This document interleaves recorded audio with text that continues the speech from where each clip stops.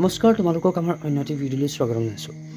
আজি আমি এই ভিডিঅ'টোত আলোচনা কৰিম ক্লাছ 6ৰ বিজ্ঞানৰ চেপ্টাৰ নম্বৰ 7 বতৰ আৰু জলবায়ু যেটো পাঠ সেই পাঠটোৰ সম্পূৰ্ণ কোৱেশ্চন আনসাৰ ইংৰাজী আৰু অসমীয়া মাধ্যম দুইটাতে আলোচনা কৰিম। তোমালোকে ভিডিঅ'টো প্ৰথমৰ পৰা শেষলৈকে চাবা আৰু যিসকল ষ্টুডেণ্ট ইংলিছ মিডিয়ামৰ হয় তেওঁলোকে ইংৰাজী নোটখিনি নোট কৰিবা আৰু যিসকল ষ্টুডেণ্ট আছামিজ মিডিয়ামৰ হয় অৰ্থাৎ অসমীয়া মাধ্যমৰ হয় তেওঁলোকে অসমীয়াৰ যিখিনি উত্তৰ সেইখিনি নোট কৰিবা। গতিকে আহা ভিডিঅ'টো আৰম্ভ কৰোঁ। 1. আনসাৰ ব্ৰিফলি অতি চমুকৈ উত্তৰ দিয়া। What is called weather? বতৰ কাক বোলে? The condition create daily in the atmosphere of the place by atmospheric temperatures humidity, amount of rainfall, wind velocity, etc. is called the weather of that place. বায়ুমণ্ডলৰ উষ্ণতা, আৰ্দ্ৰতা, বৰষুণৰ পৰিমাণ, বতাহৰ গতি আদিয়ে কোনো এখন ঠাইৰ বায়ুমণ্ডলত দৈনন্দিন যি অৱস্থা সৃষ্টি কৰে তাক সেই ঠাইখনৰ বতৰ বোলে। B. What is climate? জলবায়ু কাক বোলে?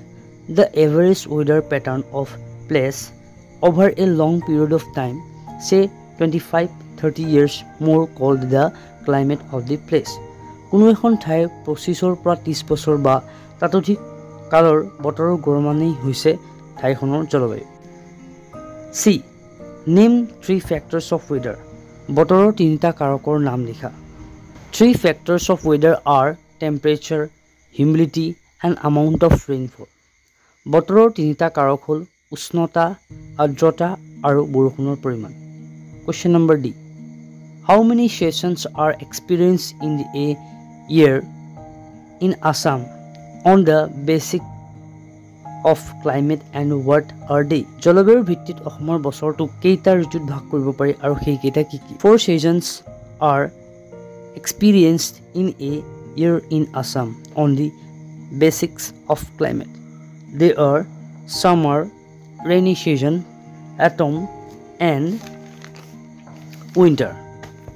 জলবায়ু ভিত্তিত অসমৰ বছৰটোক 4টা ঋতুত ভাগ কৰিব পাৰি। সেয়া হ'ল গ্ৰীষ্ম, বৰ্ষা, শৰৎ আৰু শীতকাল। Write the difference between weather and climate. বতৰ আৰু জলবায়ুৰ পাৰ্থক্য লিখা। Difference between weather and climate. তোমালোকে পাৰ্থক্য লিখিলে কি কৰিবা? দুটা বক্স আঁকিবা বা দুটা বাক্য আঁকিবা। তাত মই যেনেদৰে লিখিছোঁ ঠিক তেনেদৰে লিখিবলৈ চেষ্টা কৰিবা। Weather. It is the study of atmospheric conditions for a short period of time. Climate. It is the study of the average weather conditions observed over a long period of time. It is a short-term phenomenon. It is a long-term phenomenon. Weather changes frequently. It does not change frequently. It depends on smaller areas like district or state. It depends on longer areas like state or country. বতৰ আৰু জলবায়ুৰ মাজত পাৰ্থক্য লিখা। 1. ই হৈছে কম সময়ৰ বাবে বায়ুমণ্ডলৰ অৱস্থাৰ অধ্যয়ন। জলবায়ু ই হৈছে দীৰ্ঘ সময়ৰ ভিতৰত পৰ্যবেক্ষণ কৰা গড় বতৰৰ অৱস্থাৰ অধ্যয়ন। 2. ই হ্ৰস্বম্যাদী পৰিঘটনা, ই এক দীৰ্ঘম্যাদী পৰিঘটনা। বতৰ সঘনাই সলনি হয়, ই সঘনাই পৰিৱৰ্তন নহয়।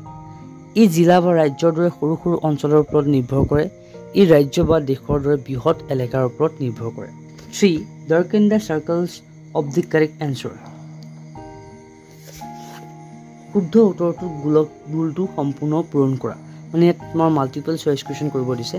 প্ৰথমে চাওঁ, where are the temperatures region of the earth located? ইয়াৰ যিটো অপশ্যন হ'ব option D, north and south of the equatorial regions respectively. 2 number, which is the kharif crop? ইয়াৰ অপশ্যনটো হ'ব এ, paddy is a kharif crop. Question number 4 চাওঁ, the average weather pattern taken. আমি ইয়াৰ অসমীয়াখিনি তোমালোকৰ আগত দি দিছোঁ, তোমালোকে নোট ডাউন কৰি ল'বা, মাৰ্ক দি ল'বা। নেক্সট আমি 4 নম্বৰ চাওঁ, fill in the blanks. তলৰ খালী ঠাই পূৰণ কৰা। The average weather pattern taken over a long time is called climate. ইয়াৰ আমাৰ যিটো গেপ হ'ব বা যিটো খালী ঠাই হ'ব তাত আমি কি ভৰাম? ক্লাইমেট। নেক্সট আহিলে B, Assam revised heavy rains during the monsoon seasons due to south west monsoon winds. ইয়াত তোমালোকে লিখিবা সাউথ ৱেষ্ট মনচুন উইণ্ডছ।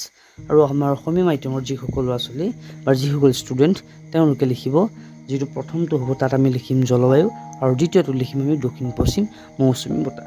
গতিকে আজিলৈ আমাৰ কুৱেশ্যন এনচাৰখিনি ইমানেই আছিলে, যিহেতুকে এইটো এটা সৰু চেপ্টাৰ, গতিকে ইয়াৰ কুৱেশ্যন এনচাৰখিনি